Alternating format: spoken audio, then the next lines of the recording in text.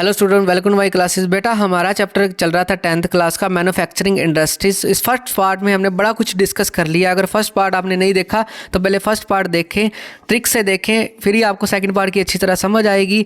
तो without wasting हम time को चैप्टर को शुरू करते हैं। उससे पहले मैं बता दूँ कि मैंने आपकी सेल्फ स्टडी की सीरीज़ शुरू की है, जिसमें आपके very short question, short question, long question, line to line समझाऊंगा हिंदी में।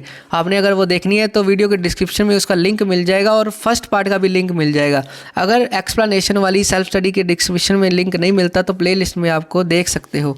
अगला कॉन्सेप्ट आता है on the basis of raw material, और मैं बता दूं यहाँ से आपके 101% क्वेश्चन कवर होंगे। ठीक है, तो आप एक बार ये वीडियो सुन लो और नोट्स पढ़ के जाना, आपके सारे क्वेश्चन कवर हो जाएंगे। तो on the basis of raw material के आधार पे कितने भागों में बांटा गया इंडस्ट्री को? दो। सबसे पहले एग्रो बेस और उसके बाद मिनरल्स बेस। सबसे पहले हम डिस्कस करेंगे एग्रो बेस इंडस्ट्री। जो मैं बातें बताऊंगा आपने वही याद रखनी है बस। ठीक है, एग्रो बेस इंडस्ट्री है वो प्रोड्यूस कंज्यूमर गुड्स। कंज्यूमर मतलब लोगों के लिए गुड्स बनाती है एग्रो बेस इंडस्ट्री। ठीक है, एग्जांपल जूट जो है ना, जूट जो मैंने दिखाया था, जहाँ से ये देखो रस्सियाँ वगैरह बनती है, बोरियाँ वगैरह बनती है। Stiff competition of jute industry, बड़ा ज़्यादा कंपटीशन है जूट इंडस्ट्रीज़ का। ठीक है, कहाँ कहाँ पर है? ब्राज़ील में बड़ा ज़्यादा जूट यूज़ होता है इंडस्ट्री, इजिप्ट में भी, थाईलैंड में भी, फिलिप्स में भी। ठीक है, जूट में ऐसा कौन सा कंट्री है, ठीक है, जो इंपोर्ट करता है? World largest importers of India jute. India के इंपोर्टर्स बताने हैं जो जूट में जूट के हैं, कौन कौन से हैं? UK, USA, Russia, Canada. ये आपको एज इट इज़ याद रखने पड़ेंगे। ठीक है, आई होप यहाँ तक आपको जूट का कॉन्सेप्ट अच्छी तरह क्या समझ आएगा। जूट क्या होता है? जहाँ से रस्सियाँ बनती हैं, जिससे। ठीक है, अगला एक बात ये नोट करनी है, जो कॉटन टेक्सटाइल है ना, कॉटन से बनने वाले कपड़े, it's the most important agro base industry in India.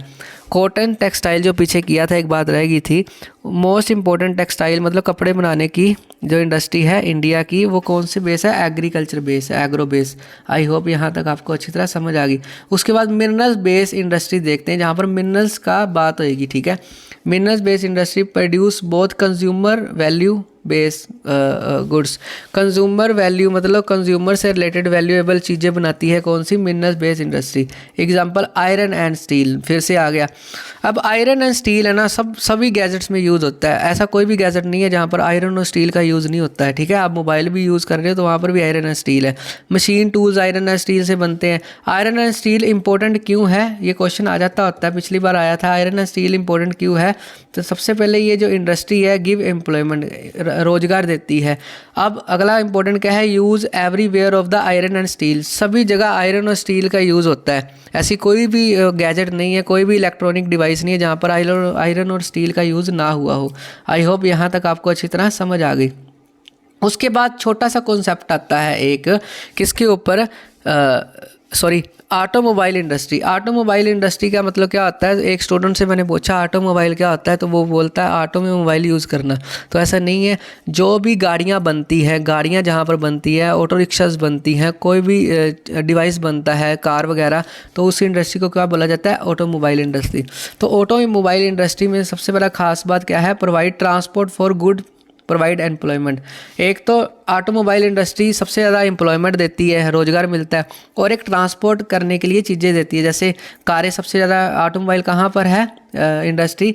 तो है चेन्नई में, दिल्ली में, मुंबई में, गुड़गांव में। सबसे ज़्यादा कहाँ पर है ऑटोमोबाइल इंडस्ट्री? यहाँ पर। But major source of pollution. अब एक बात, जैसे हर चीज़ की कुछ अच्छी बातें होती है, कुछ बुरे, वैसे ही ऑटोमोबाइल क्या है? ज़्यादा से ज़्यादा पोल्यूशन क्रिएट कर रही हैं। अगर गाड़ियाँ ज़्यादा बनेंगी तो पोल्यूशन बेसिकली आएगा ही आएगा। उसके बाद आता है इलेक्ट्रॉनिक कैपिटल, जहाँ पर इलेक्ट्रॉनिक का सामान सबसे ज़्यादा बनता है। इलेक्ट्रॉनिक से रिलेटेड कौन सी कंट्री है? बेंगलुरु में।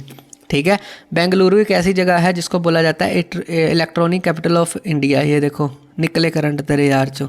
ठीक है, तो आगे आता है सेंटर कहाँ पर है? बेंगलुरु में कहाँ कहाँ पर है, मतलब इसके सेंटर कहाँ पर है? इलेक्ट्रॉनिक के सामान बनता है हैदराबाद, चेन्नई, मुंबई एक्सेट्रा। होते तो बहुत सारे हैं पर आपने इसने याद रख लो तो बढ़िया है। ठीक है, आई होप यहाँ तक आपको अच्छी तरह समझ आ गई। एक इन्फॉर्मेशन, अगर आपने नोट्स लेनी है तो डिस्क्रिप्शन में उसका लिंक है। मेरे नोट्स विद माई लोगो और विदाउट माई लोगो भी डाउनलोड कर सकते हो। इससे आपको एग्जामिनेशन से पहले दोबारा वीडियो नहीं देखनी पड़ेगी, यहाँ से रिवाइज हो जाएगा। उसके बाद कॉन्सेप्ट आता है on the basis of capital. Capital का मतलब मैंने बताया था पैसे। तो पैसे से रिलेटेड दो तरह की होती है, स्मॉल स्केल इंडस्ट्री और लार्ज स्केल इंडस्ट्री। सबसे पहले मैं जूम करके आपको करवाता हूँ स्मॉल स्केल इंडस्ट्रीज़ के बारे में। तो बेसिकली कुछ याद आपने बात रखनी है, क्या याद रखनी है, जो स्मॉल स्केल इंडस्ट्री है छोटे लेवल के ऊपर होती है, इन्वेस्टमेंट रिक्वायर, इससे 5 से लेके 7 करोड़ तक रिक्वायरमेंट होती है इंडस्ट्री लगाने के लिए, ठीक है। यहाँ पर क्या है, women workers are employed in larger number. अगर आपको आ जाए ऐसी कौन सी इंडस्ट्री है जहाँ पर वुमेन ज़्यादा काम करती है, तो small scale industries. Example shop making, radio, garments वगैरह की, ये सारी, इसमें कुछ भी एग्जांपल लिख सकते हो, ये सारी इंडस्ट्री जहाँ पर ये सारा सामान बनता है। आ जाओ लार्ज स्केल इंडस्ट्री पे। लार्ज स्केल इंडस्ट्रीज़ क्या होती हैं, जहाँ पर इन्वेस्टमेंट रिक्वायर कितने होते हैं, मोर देन 10 करोड़, 10 करोड़ ज़्यादा से ज़्यादा चाहिए होता है। और यहाँ पर womens are not generally employ, यहाँ पर क्या होता है, वुमेंस ज़्यादा एम्प्लॉय नौकरी नहीं करती। इसकी एग्जांपल क्या है, सीमेंट, बड़ी कंपनी होती है सीमेंट। अब सीमेंट के बारे में कुछ फैक्ट्स याद रखने हैं आपने। तो फिर सीमेंट के बारे में फैक्ट्स क्या है, example cement is the essential for construction करने के लिए सीमेंट बड़ी ज़्यादा ज़रूरत है। लाइक हाउसिंग के लिए, हाउस बनाने के लिए, डैम्स बनाने के लिए, ब्रिज बनाने के लिए, आप कुछ भी लिख सकते हो, शॉप्स बनाने के लिए सीमेंट ज़्यादा यूज़ होता है। सीमेंट क्या है, इट प्रोवाइड एम्प्लॉयमेंट। सीमेंट बड़ा ज़्यादा इंडस्ट्री है जो नौकरियाँ प्रोवाइड करता है। रिक्वायरमेंट ऑफ सीमेंट इंडस्ट्री, अब सीमेंट इंडस्ट्री अगर मैंने खोलनी है तो क्या क्या रिक्वायरमेंट होनी चाहिए। हैवी रॉ मटेरियल, बहुत सारा रॉ मटेरियल मेरे पास होना चाहिए, जैसे लाइमस्टोन, एलुमिनिया, ठीक है, जिप्सम, ये बनता है इससे, तो मेरे पास ये होना चाहिए। दूसरा रिक्वायरमेंट ऑफ ट्रांसपोर्टेशन, बढ़िया हैवी ट्रांसपोर्टेशन होना चाहिए। एंड इलेक्ट्रिकल पावर, मेरे पास बिजली होनी चाहिए बनाने के लिए सीमेंट, ठीक है। अगला आता है cement industry expanded at the fast rate. आजकल देखते हैं तो सीमेंट इंडस्ट्री बड़ा ज़्यादा फास्ट ग्रो कर रही है। क्यों? क्योंकि सीमेंट की डिमांड ही बड़ी ज़्यादा है, बड़ी ज़्यादा। सरकार भी बनाती है सीमेंट से चीज़ें और प्राइवेट भी बनाती है। आई होप यहाँ तक आपको अच्छी तरह समझ आ गया। उसके बाद कुछ पॉलिसीज़ की बात करते हैं, गवर्नमेंट की बात करते हैं। तो कौन सी है, नेशनल मैन्युफैक्चरिंग कोऑपरेटिव, ये है सोसाइटी है, एक गवर्नमेंट का प्लान है by government to improve the productivity of manufacturing. अगर आपको क्वेश्चन आता है मैन्युफैक्चरिंग के लिए सरकार ने कौन सा कदम उठाया जिससे इम्प्रूव किया जा सके, कि जैसे ब्रिज बनते हैं, आपको पता ना, टूट जाते हैं तो बड़ा ज़्यादा घपला होता है, उसको बचाने के लिए नेशनल मैन्युफैक्चरिंग कोऑपरेटिव सोसाइटी बनाई है सरकार ने, जिसमें इम्प्रूव कर सकते हैं, ठीक है। आई होप आपको अच्छी तरह समझ आ रहा है। उसके बाद हम बात करते हैं, हमने बड़ी सारी इंडस्ट्रीज़ की बात कर ली। इल इफेक्ट ऑफ इंडस्ट्रीज़ के बुरे प्रभाव कौन से, वाटर पोल्यूशन, ये तो आपको पता ही है, केमिकल जो है, ठीक है, केमिकल हो गया, पेपर इंडस्ट्रीज़ होगी, ये अपना गंदा जो माल है वो नदियों में फेंकते हैं, जिससे वाटर पोल्यूट होता है।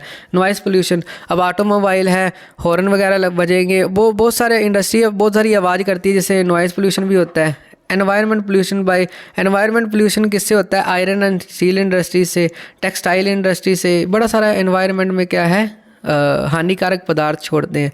आई होप यहाँ तक आपको अच्छी तरह समझ आ गई।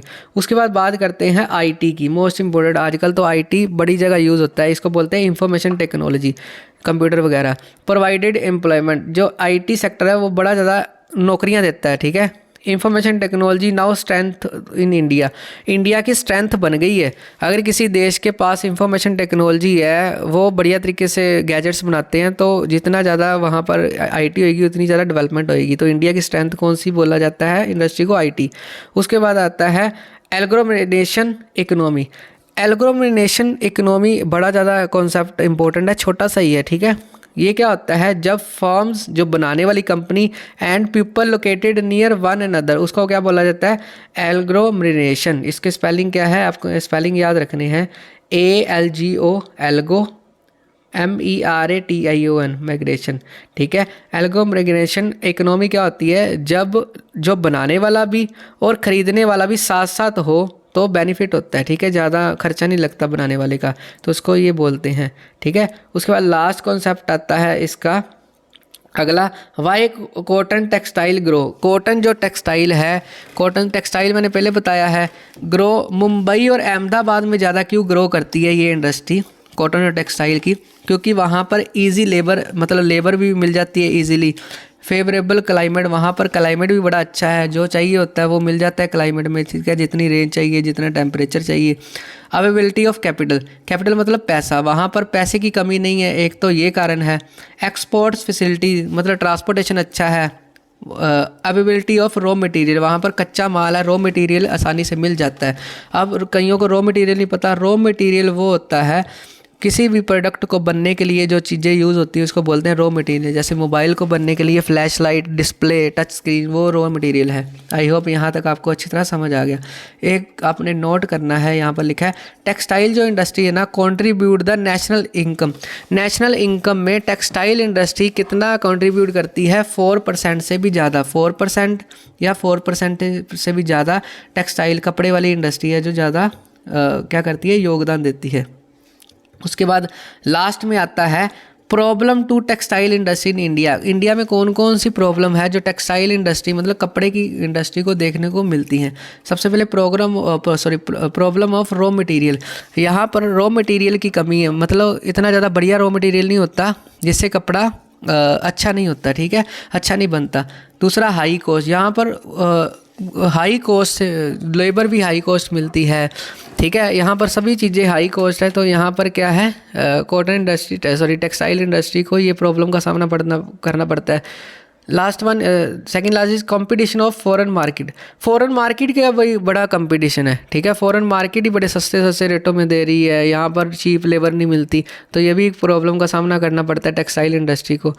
Last one is need for modernisation, modern तरीके से इसको यूज़ करना।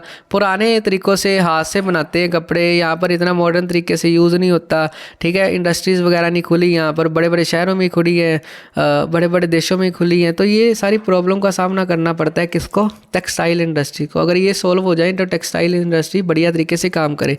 तो ये था सेकेंड और लास्ट पार्ट। आई होप आपको ये एक्सप्लेनेशन अच्छी लगी। अगर अच्छी लगी तो please like, share and comment. मिलते हैं किसी और चैप्टर में। Bye, take care and also subscribe my channel.